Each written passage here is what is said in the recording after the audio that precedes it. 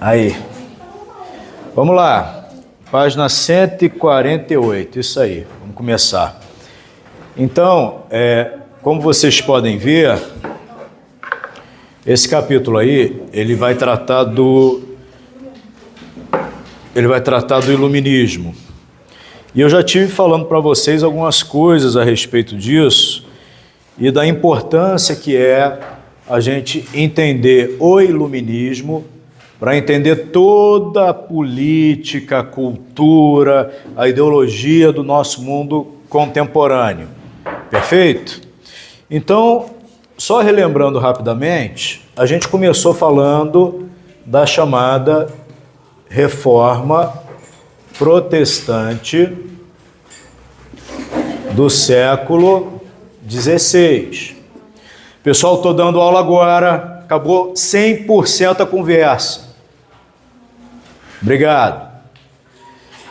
Então, do século XVI, nós vimos que a Reforma Protestante, ela teve um efeito que foi causar uma série de guerras religiosas entre católicos e protestantes e entre grupos de protestantes diferentes também.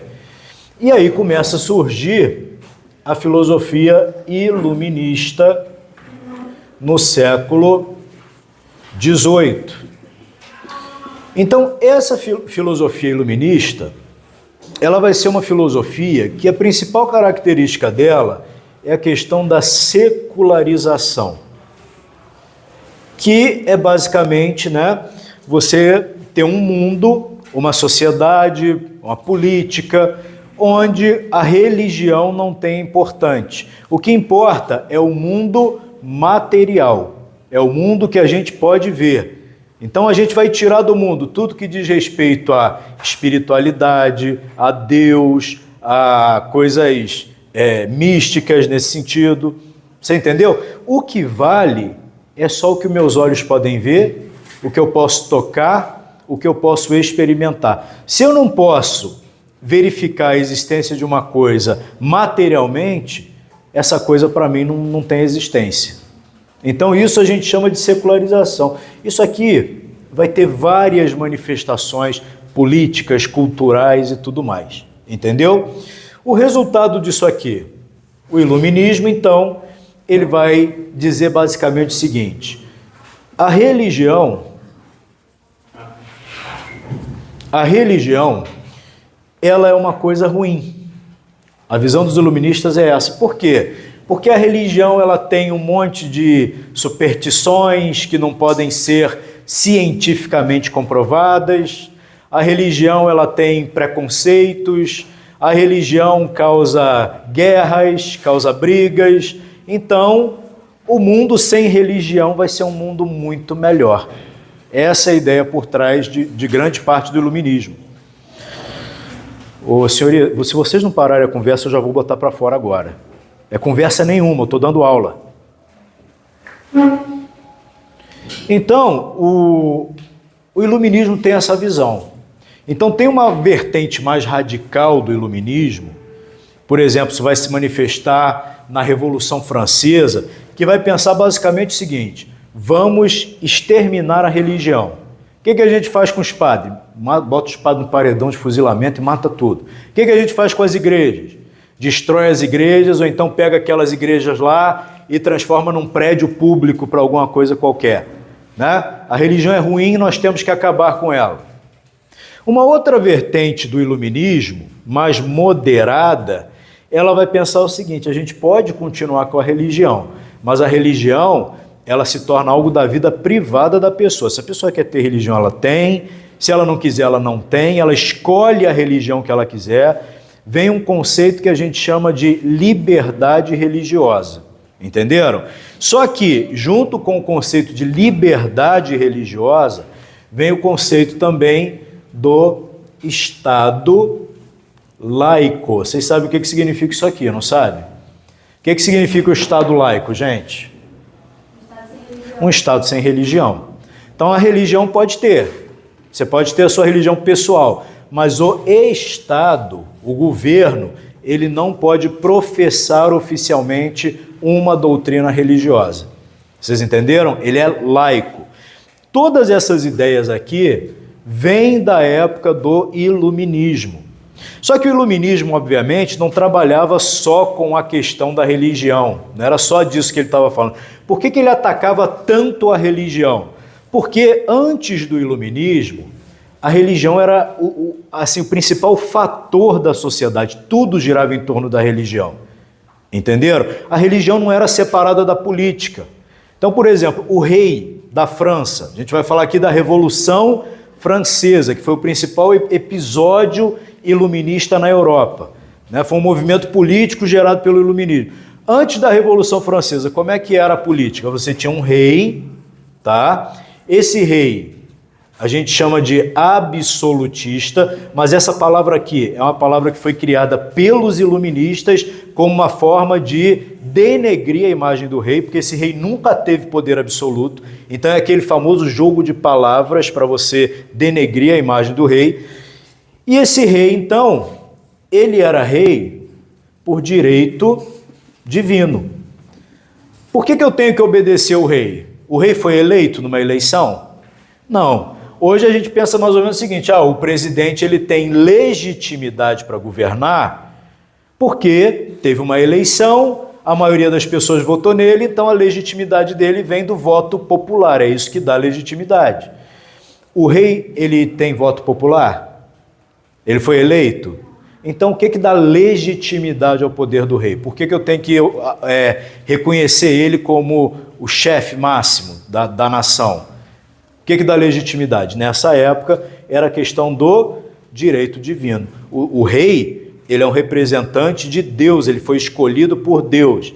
Então, desobedecer ao rei é desobedecer a Deus. Por isso que, nessa época aqui, no século XVIII ainda, quando um rei ia ser sagrado, ele fazia aquele ritual igual fazia na Bíblia, antigamente, né? Quando você tinha lá na Bíblia um rei, o rei era o quê? Ungido, né? Então chegava lá, derramava um óleo na cabeça do rei, foi assim Saul, foi assim Davi, né? O profeta ou um sacerdote derrama o óleo na cabeça do rei, o rei é ungido. Significa que ele é escolhido por Deus para ser rei. Então na França do século XVIII, até o rei que perdeu a cabeça, que foi guilhotinado na Revolução Francesa, ele foi ungido rei, né, pelo bispo de Chartres, se não me engano, agora faltou, acho que é a Catedral de Chartres. Ok? Ungido rei por um sacerdote da igreja. Então o rei, a autoridade do rei é uma autoridade divina. Se a autoridade do rei é uma autoridade divina, então o rei ele tem uma parceria muito forte com a igreja, né? São dois pilares daquilo que a gente chama o antigo regime. Por que a gente chama isso aqui de antigo regime? Porque é antes da Revolução, então é o antigo regime. Os pilares do antigo regime são a igreja, como principal elemento cultural da sociedade, e o rei, que a gente chama de rei absolutista, de certa forma. Entenderam? Então o rei, nesse contexto aqui, ele podia, de certa forma, violar alguma norma religiosa. O rei podia criar uma lei que fosse contra a religião. Por exemplo, a igreja proíbe o divórcio. O rei pode chegar lá e fazer uma lei autorizando o divórcio? Ele pode fazer isso? Não. Então como é que a gente vai dizer que ele tinha poder absoluto? Ele não tinha poder absoluto coisa nenhuma. Hoje, uma Assembleia de Deputados tem muito mais poder absoluto do que um rei, porque uma Assembleia de Deputados aí, esse bando de ignorante aí que as pessoas votam neles para ser político lá e lá para Brasília ou para onde for para ficar decidindo os rumos da nação, gente sem preparo nenhum, se esse bando de gente aí resolve fazer uma lei que viole todos os princípios mais assim antigos da sociedade, eles fazem essa lei e mudam tudo e revolucionam tudo e viram a sociedade de cabeça para baixo, e eles podem fazer isso. Então eles têm muito mais poder absoluto do que um rei absolutista. Porque o rei absolutista, ele era limitado pela religião, e não só pela religião, ele era limitado pela tradição, pelos direitos adquiridos das pessoas. Então, por exemplo, se tinha uma cidade no reino que essa cidade não pagava impostos porque ela tinha uma franquia especial, algum direito especial, o rei não podia chegar do dia para a noite e criar lá uma série de novos impostos para as pessoas pagarem. Tanto que, na época da Revolução Francesa, a gente vai ver isso mais para frente, tudo começou quando o rei precisou cobrar mais impostos das pessoas, porque o reino estava quebrado, estava falido, e ele teve que convocar uma grande assembleia com representantes dos 3 estados para ter autorização de mudar o sistema fiscal. E ali começou a revolução contra ele. Hoje, junta lá os deputados, que a gente bota lá, aquele bando de ignorante, e eles chegam lá numa caminhonetada e falam assim, agora o imposto é 20%, 30%, 40%. Na época lá, não podia, se o rei fizesse isso, tinha revolta. Hoje não. Eles vão lá fazer uma reforma fiscal em Brasília e o que acontece? Vocês não estão nem sabendo o que eles estão fazendo. Só vem a conta depois para você pagar. Então, assim, isso é para vocês verem quanta ideologia tem por trás disso tudo. E que, assim, não é uma coisa simples a gente ser inteligente e poder refletir sobre política, sistema político, essas coisas. A gente é intoxicado por propaganda. Democracia, né? Ah, naquela época era opressão, era monarquia absolutista. Hoje nós vivemos na democracia. Que democracia? O quê? Alguém aqui se sente representado? Você acha que você tem alguma voz na sociedade? Você tem? Eu não acho que eu tenha. Eu acho que é o seguinte, a gente vai lá a cada 4 anos, marca no papel, não, vai lá na urna, faz plu, né? Plulululu, no final, né? E você deu o seu voto e pronto. Isso é democracia. E depois você fica 4 anos com os caras lá sem nem saber direito o que os caras estão fazendo. Mas vamos voltar ao que interessa, que é a nossa aula. Então vocês estão vendo essas características do iluminismo? Então quando o iluminismo substitui, ele quer atacar a igreja, porque a igreja é cheia de superstições, a igreja tem crenças que não são comprovadas cientificamente, crenças absurdas. A igreja acredita em milagres, né? Em coisas sobrenaturais. Então a gente tem que acabar com tudo isso. A gente vai secularizar, a gente vai tornar tudo mundano. Tudo vai se tornar mundano. Só vale a matéria. E se só vale a matéria, só vale aquilo que eu consigo comprovar materialmente, entendeu? Então, qual vai ser o grande substituto da religião como novo fator de unidade social que os iluministas vão propor? Se não tem mais a religião, agora como é que eu vou estabelecer o que é certo, o que é errado, o que é verdade, o que é mentira? Antes era a religião que ensinava isso pra gente. O que é certo, o que é errado, né? O que é pecado, o que é um comportamento correto. Agora a gente não quer mais saber de religião. Agora vai ser o quê? O critério vai ser a razão e, consequentemente, a ciência. Esse é o novo critério iluminista. Então, essa concepção de ciência, que muitos alegam, inclusive, que os iluministas sequestraram a palavra ciência, porque no passado a ciência significava muito mais coisa do que isso, a concepção iluminista de ciência, vamos chamar assim, a ciência moderna, ela é basicamente o seguinte: você só pode acreditar naquilo que você pode comprovar materialmente. Como é que você vai comprovar alguma coisa materialmente? Por meio, por exemplo, de um laboratório, onde você vai fazer reações químicas. Pelo amor de Deus, né? Pelo amor de Deus, né? É. Desliga aí. Não, mas não é para estar ligado, não é verdade? Então, voltando aqui, para a gente não se perder. Onde é que eu estava mesmo? Está vendo como um celular atrapalha o processo educativo? Não é à toa que é proibido por lei. Tá bom. Onde é que eu estava mesmo? Ciência moderna. Então, a ciência moderna ela tem esse critério, né? Foi uma ideologia que surgiu ali, século XVI, XVII, com personagens como Francis Bacon, tá? Então, Francis Bacon ele vai pregar basicamente o seguinte: o que a gente tem que fazer? A gente tem que só conhecer a natureza? Não, a gente tem que conhecer a natureza conhecendo as leis de funcionamento da natureza. Quando a gente conhece as leis de funcionamento da natureza, a gente vai manipular a natureza para trazer benefícios para o ser humano. Entendeu? Então vamos lá, beleza. Eu descobri como é que funciona a eletricidade. Mas eu não vou só descobrir a eletricidade, eu vou descobrir o funcionamento da eletricidade para transformar ela em algo que vai trazer benefício para o ser humano. Vocês estão entendendo a ideia? Isso é a ciência moderna. Então, o que a ciência moderna estuda? O mundo material. E se alguma coisa não está comprovada no mundo material, eu não tenho que admitir a existência dela. Vocês estão entendendo? Então, assim, de certa forma, a gente pode até contra-argumentar isso. Mas, por exemplo, é fácil para mim provar a existência de Deus sob esses critérios da ciência moderna? Que é tudo materialista? Não, Deus é espiritual. Como é que eu vou comprovar a existência de Deus materialista? Tem como comprovar? Claro que tem. Por quê? Essa questão de milagres e tal, isso é comprovado. Tem várias coisas que são comprovadas, que aconteceram de fato, e tem muita coisa que a ciência simplesmente não explica. Só que quando a ciência não explica uma coisa, o que eles fazem? Eles varrem para debaixo do tapete e falam, isso aí a gente não sabe, então é duvidoso e deixa para lá. Mas o tempo todo acontecem coisas que a ciência não é capaz de explicar.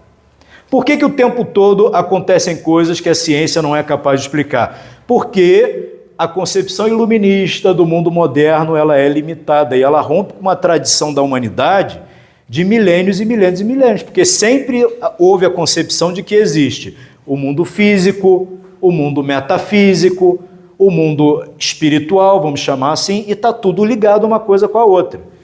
Então, o que fizeram com o iluminismo? Joga tudo fora, fica só o mundo material, só vale o que está na matéria. E isso, para a história da humanidade posterior, teve consequências gravíssimas para a vida das pessoas em geral, para a perda de sentido da vida das pessoas, entendeu? Se tudo é material, qual é o objetivo da vida? Pensa comigo. Se tudo só existe matéria, qual é o objetivo da vida? Existe uma coisa que é o seguinte, eu não sei se vocês concordam comigo, eu vou só levantar a questão. Vocês estão acompanhando? Vocês estão acompanhando? Estão acompanhando? Vamos pensar o seguinte, o ser humano, ele precisa de valores transcendentais na vida dele ou só a vida material é o suficiente para ele? Tipo assim, se ele tiver uma comida, um teto e algum prazer, isso é o suficiente para ele. Ou o ser humano é um ser que ele precisa de algo a mais do que isso, algo que transcende o mundo material. E quando a gente fala de algo que transcende o mundo material, a gente pode estar falando de coisas, valores que a pessoa tem. Por exemplo, quando uma pessoa faz uma coisa que é certo, ela sabe que aquilo é certo e ela faz o certo mesmo sabendo que ela vai se dar mal por causa daquilo. Mas ela pensa, não, isso é errado, eu não vou fazer o errado, eu vou fazer o que é certo. Mesmo que eu me dê mal, eu vou fazer o certo.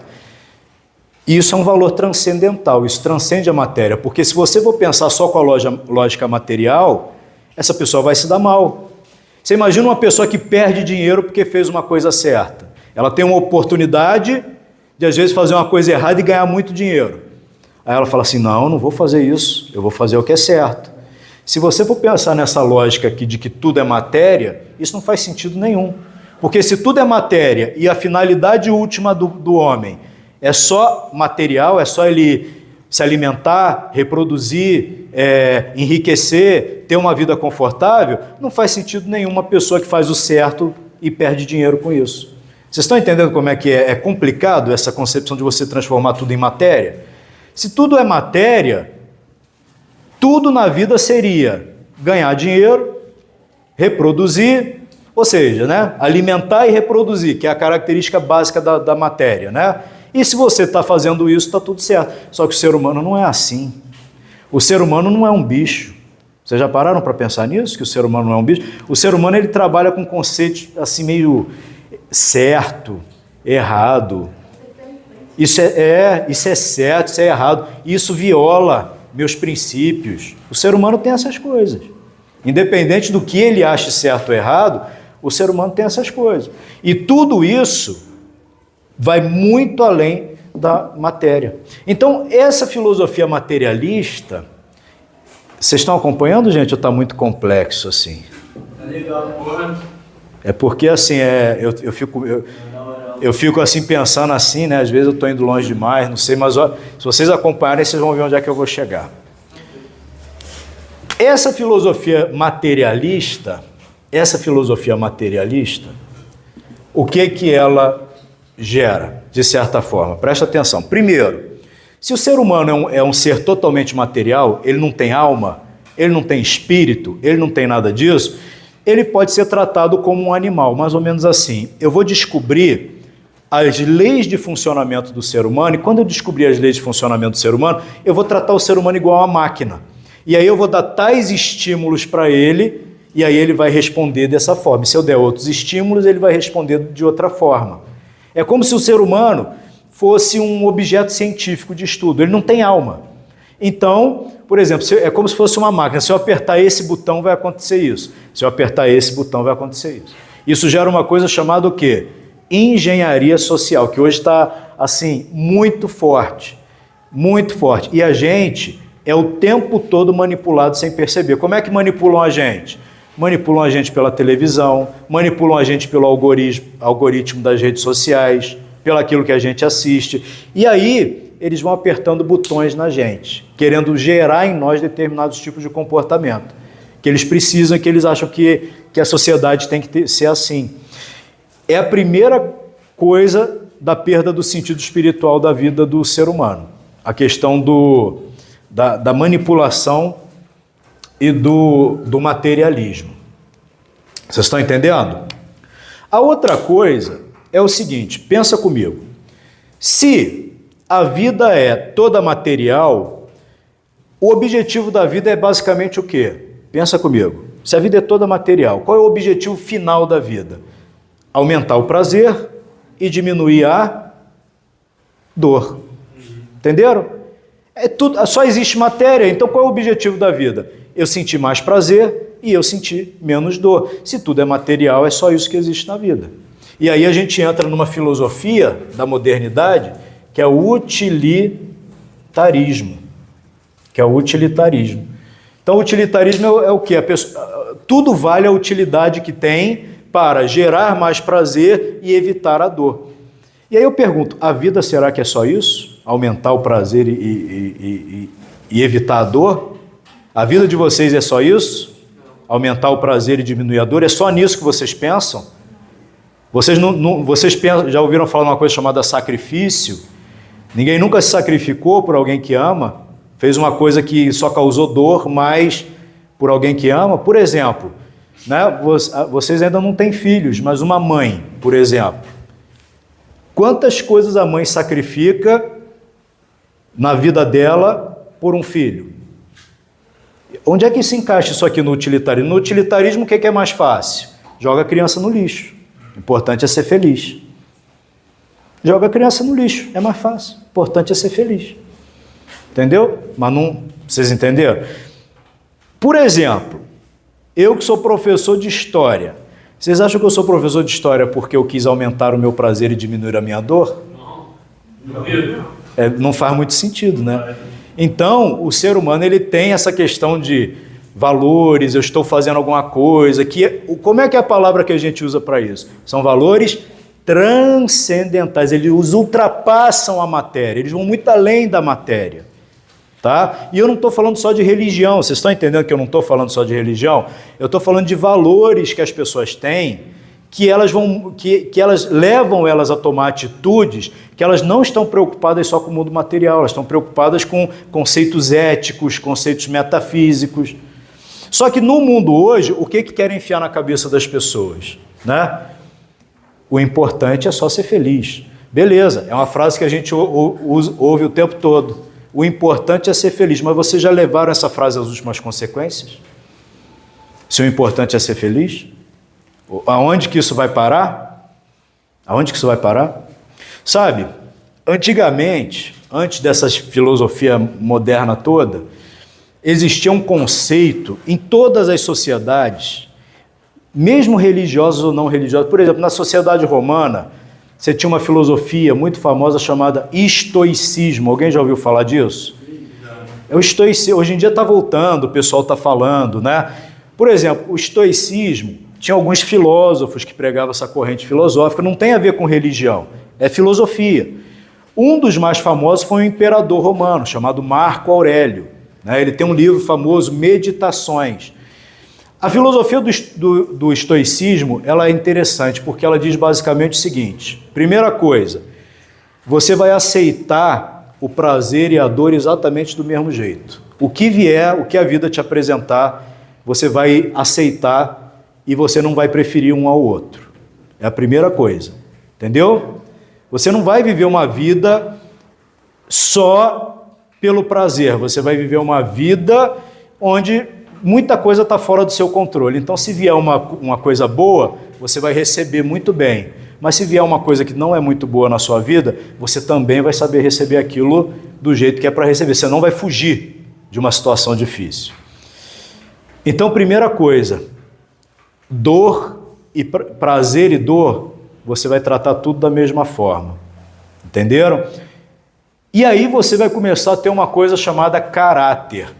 Você vai ter estrutura, cerne, como ser humano. E aí você vai escolher, por sua livre e espontânea vontade, fazer o que é certo, o que é virtuoso, o que você considera virtuoso. Você não vai agir por impulsos, você vai agir pelo que você considera certo. E para você agir assim, então, você tem que ter uma coisa chamada autodomínio. Você tem que se dominar, né? Então, tem uma frase até que diz assim, ó: quem não se controla internamente, né, vira um escravo do mundo exterior. Vocês já pararam para pensar nisso? Não, pensa se não faz sentido. Se você não se domina, se você não sabe dizer não para si mesmo, você é o quê? Você é um escravo dos estímulos exteriores que aparecerem. Você só aceita, vai vir um impulso para fazer uma coisa, você vai fazer. Só que você já parou para pensar o quanto que uma pessoa que não tem domínio interior e que só vai atrás dos estímulos, ela é facilmente escravizável por um sistema? Entendeu? Por exemplo, consumismo. Vamos falar de consumismo, que é uma das piores doenças da nossa sociedade. A gente é o tempo todo incentivado a comprar. Não é assim? É ou não é? Porque existe um sistema capitalista que a gente vive e esse sistema tem que vender, tem que produzir, tem que circular dinheiro. Vocês estão entendendo? O sistema capitalista vive disso. Então, a gente é bombardeado para comprar 1 milhão de coisas que a gente não precisa. Quem nunca passou por isso? Acho que todo mundo, né? Então, isso é um estímulo. Para quê? Para escravizar a pessoa. Então, e se a pessoa chega e fala assim, não, para dentro dela mesma, ela está com a vontade danada de gastar um dinheiro, de fazer alguma coisa, ela fala assim, não, eu não vou fazer. Ela está desenvolvendo o quê? Autodomínio. Ela está, uma pessoa assim, ela está se tornando mais livre ou mais escrava? Mais livre, né? Mas a sociedade hoje inverte tudo, porque ela diz que, na verdade, a pessoa mais livre é a que segue todos os impulsos que dá na cabeça e isso é liberdade, quando, na verdade, isso é escravidão. Professor, mas também tem uma frase, né, que o pessoal fala muito, que fala tipo, só se vive uma vez, vai lá e faz uma merda. Exatamente. Aí tem assim, mas tem uma coisa que tem que se considerar, né? O plantio é livre, mas a colheita é obrigatória. A pessoa vai fazer aquilo na hora, mas isso que as pessoas não falam. Você pode plantar o que você quiser, você é livre para fazer o que você quiser, ninguém, né? Todo mundo aqui é livre para fazer o que quiser fazer. Você vai fazer o que você quiser. Só que isso não torna ninguém imune das consequências do que faz. Tá? Isso é maturidade, eu falo por mim. Eu não sou santo, já fiz muita besteira, já plantei muito espinho e eu vi que depois todos os espinhos que eu plantei eu tive que colher. Tem que colher, tem consequência. Então, assim, a pessoa é livre, mas pesa bem o que você vai fazer com a sua liberdade, porque as consequências vêm depois. Entendeu? Então, isso aqui era uma... o que isso tudo tem a ver com o iluminismo? Não é só iluminismo, isso vai muito além disso. Isso é a filosofia da modernidade, porque Quando você tem o iluminismo, as pessoas ainda tinham essa noção de virtude, de autodomínio e tudo mais. Só que quando você torna o mundo todo ele material, a consequência natural do que vai acontecer são as filosofias que vêm depois, o utilitarismo. Ou seja, a vida é só buscar o prazer e evitar a dor, tá? Só que o que eu estou mostrando para vocês é que isso não é assim. O ser humano não é assim. Nós não somos assim. Tem ser humano que é assim? Tem. Todos são assim? Não. Existem distinções entre seres humanos, então? Sim. E onde é que fica o conceito de igualdade da modernidade, então? Gente, o negócio é feio. Se você vai lá na Grécia Antiga, os filósofos da Grécia Antiga, eles falavam coisas muito pesadas, porque eles não estavam nem um pouquinho preocupados com... eles estavam preocupados em investigar a verdade. O que os outros tinham pensado que eles estavam falando, eles não estavam nem aí. Aí o Aristóteles, por exemplo, ele fala uma coisa muito forte. Ele fala assim, existem pessoas que são escravas por natureza. A natureza delas é querer ser escrava, é querer ser escravizado. Ser dominado por outra pessoa e não ter que pensar na própria vida nem fazer as próprias escolhas. Ele falava isso. O Platão, que era o mestre do Aristóteles, ele falou algumas coisas parecidas, mas o Platão, ele falou que existem 3 categorias de pessoas na sociedade. Ele vai dizer o seguinte, o ser humano, ele tem 3 fontes de energia no corpo dele que levam ele a tomar atitudes, a fazerem coisas. Uma está aqui, é a alma racional. Alma, vocês sabem o que significa alma? Alma vem do latim anima, é o que dá ânimo. Dá ânimo à matéria, né? Daí animal também. Animal são seres que têm ânimo. Então ele tem uma alma racional, que fica na cabeça. Ele tem uma alma irascível, que fica no peito, que seriam os sentimentos. E ele tem uma alma concupiscível, que ficaria no baixo ventre, que são os instintos mais básicos do ser humano. E aí o Platão diz o seguinte, tem pessoas que têm uma mais desenvolvida do que a outra. Por exemplo, tem pessoas que predomina a alma racional. Então são pessoas que têm tendência ao quê? A intelectualidade, a filosofia, a pensar em questões transcendentais. Entenderam? E aí o Platão vai falar, quem são essas pessoas? Ele vai falar, essas pessoas são as ideais para governar a sociedade. São os reis filósofos que ele chama. Aí ele vai falar, e as pessoas que têm o predomínio da alma irascível, das emoções? Ele falou, essas pessoas, elas não são regidas pela razão, elas são regidas pelas emoções. Qual é a função ideal para elas? Elas são boas militares, guerreiros, esse tipo de coisa é muito bom para elas. E a terceira categoria de pessoa, que são as pessoas mais baixas, são as que são regidas pela alma concupiscível. E aí o Platão diz isso, são pessoas que a única função da vida delas é buscar o prazer e evitar a dor. Porque são pessoas regidas pelo instinto mais básico do ser humano. Então, os filósofos da antiguidade falavam esse tipo de coisa. Falava esse tipo de coisa, da diferença de pessoas que têm preocupações intelectuais, de pessoas que são dominadas pelos sentimentos, de pessoas que são dominadas pelos instintos mais baixos, entendeu? Só que o nosso mundo hoje resolveu jogar toda essa filosofia, todo esse conhecimento, tudo antigo, em nome dessa noção, né, o importante é ser feliz, basicamente isso. Vocês entenderam isso?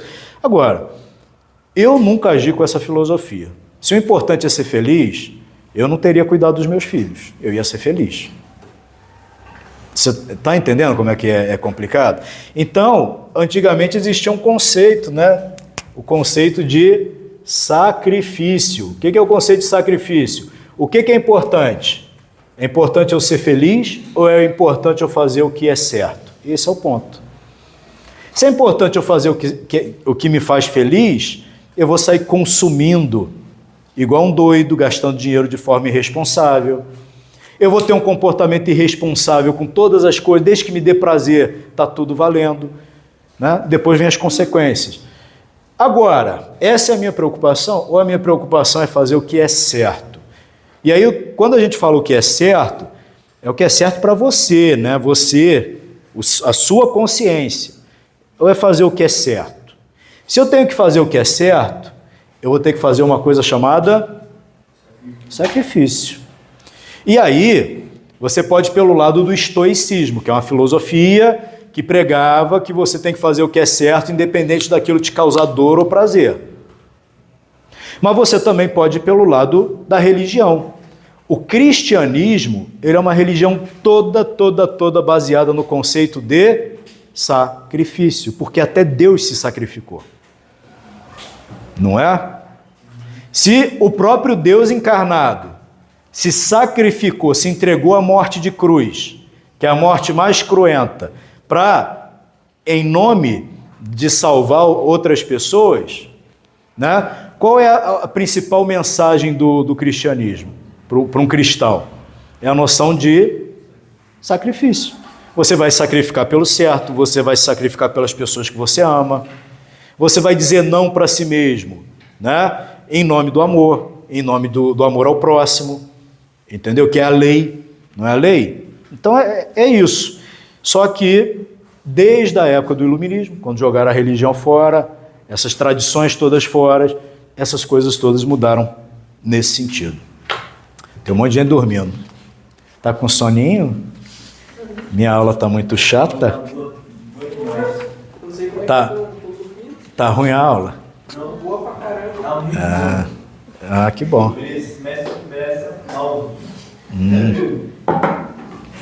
Tá bom. Então, gente, por outro lado, o iluminismo trouxe coisas boas? Vamos falar do outro lado também, né? Sim. A gente não teve, digamos, um maior desenvolvimento científico, de certa forma? Sim, né? Então, assim, a gente, para ter uma visão madura das coisas, a gente não pode nem só olhar o lado positivo nem o lado negativo. Tudo no planeta Terra tem um lado positivo e um lado negativo. Tem que ter um equilíbrio. Vocês estão entendendo? Tudo tem um lado. Mas por que eu detono tanto o iluminismo? Por que eu chego aqui e detono? Isso aqui é só uma coisa, eu podia ficar aqui o ano inteiro detonando o iluminismo. Por quê? Porque vocês são vítimas de manipulação. E quando vocês vão vir para isso aqui, para livro didático, porque vocês aprendem na escola, vocês só vão aprender o lado bom, o lado bom, o lado bom. Então tem que fazer. Como vocês só vão ouvir o lado bom do iluminismo, eu tenho que fazer um contraponto e mostrar, olha, nem tudo é tão bom assim. Tá? Quer ver mais uma coisa? Eles acreditavam que, acabando com a religião e transformando o mundo num mundo pautado pela razão, o mundo ia entrar numa era de ouro. Não ia mais haver fome, não ia mais haver pobreza, não ia mais haver guerra. Aí eu pergunto para vocês, aconteceu o que eles estavam esperando? Acabou as guerras? Primeira Guerra Mundial foi por causa de religião? Não. Foi por causa de uma criação do iluminista, o Estado-nação. A Segunda Guerra foi por causa de religião? A Alemanha ela era pautada por uma ideologia materialista que era o nazismo. Que era uma ideologia que se afirmava o quê? Científica. Científica. O nazismo era científico? Não, mas ele se afirmava científico. Aquelas teorias nazistas lá de raça superior, raça pura, não sei o quê, aquilo era baseado em teoria da evolução das espécies, biologia, não era religião. Vocês estão vendo a contradição do negócio? Como é que o negócio não é tão simples? As pessoas estão se matando por causa de religião, vamos acabar com a religião. Aí você cria ideologias que vão matar muito mais do que a religião. Por exemplo, nazismo. Outra, ideologia pseudocientífica que matou gente pra caramba no século XX. Extremamente materialista, que também não acreditava em Deus, se julgava totalmente científica e resultou em morte de gente adoidada. O comunismo. Comunismo é o quê? Materialista, ateu, não acredita em Deus, né? E é uma ideologia que se diz científica e matou gente pra caramba, muito mais do que as guerras de religião do passado, tá? Outra questão que se fala, Estou terminando aqui, senão fica muita coisa para a cabeça de vocês, eu sei. Outra coisa que se fala, os iluministas acreditavam que o desenvolvimento da ciência iria criar um mundo perfeito. E aí você tem algumas filosofias aqui que vão surgir, como o positivismo, que vai falar que o ser humano vem evoluindo até ele chegar na era científica. E quando ele chegar na era científica, vai ser tipo o paraíso na Terra. Ninguém vai passar fome, não vai ter mais guerra, ninguém vai ser infeliz, todos os seres humanos vão ter todas as suas necessidades supridas e maravilha. Beleza? Acreditavam nisso. Você quer saber que tem gente que ainda acredita nisso até hoje? Vou dizer quem. Por mais estranho que possa parecer. Um cara que está cheio disso na cabeça é o tal do Elon Musk. Ele está achando que com a invenção dos robôs, a humanidade vai virar maravilhosa, perfeita, não vai ter mais guerra, não vai ter mais fome, os robôs vão trabalhar e o ser humano vai viver na perfeição. Isso que o Elon Musk não sabe disso, porque ele não estudou isso a fundo. Ele estuda, acho que o cérebro dele é todo gasto em fazer foguete da marcha ré, né? Ele não deve ter... não deve sobrar muito tempo para estudar história, sociologia, né? Mas ele acredita nisso. Então isso era uma visão lá da época do iluminismo, de que o desenvolvimento científico ia transformar o mundo numa maravilha, tá? Só que o Elon Musk, pô, pelo amor de Deus, Elon Musk, vamos estudar um pouco de história, né? Ai, já, teu ídolo. Oi? Pensa comigo, o desenvolvimento científico trouxe muita coisa boa para a humanidade? Sim, muita. Mas também trouxe algumas coisas ruins? Vamos falar de algumas? Coisas ruins da ciência? Bomba atômica, é legal? Não, não é legal, né? Armas de destruição em massa, é legal? Não. Você ter um sistema fabril de exterminar pessoas, tipo os nazistas fizeram com o campo de concentração. Tipo um sistema de produção moderno, uma fábrica de matar gente, botar na câmara de gás, jogar no forno, matar gente, botar no... Isso é legal? Não, não é legal. Não é verdade? Você pode usar a ciência para fazer uma coisa muito boa, para criar um remédio ou para criar um vírus que vai matar milhões de pessoas. Então, a crença de que a ciência por si só iria gerar uma humanidade perfeita, ela se mostrou totalmente infundada. Apesar de hoje isso estar sendo reavivado por causa de inteligência artificial, robô, as pessoas estão achando isso de novo. Mas não vai criar uma humanidade perfeita. Porque o problema da humanidade qual é? Qual é o problema insolúvel da humanidade, que ninguém nunca vai resolver? É a fome? Se resolver a fome, vai acabar todos os problemas?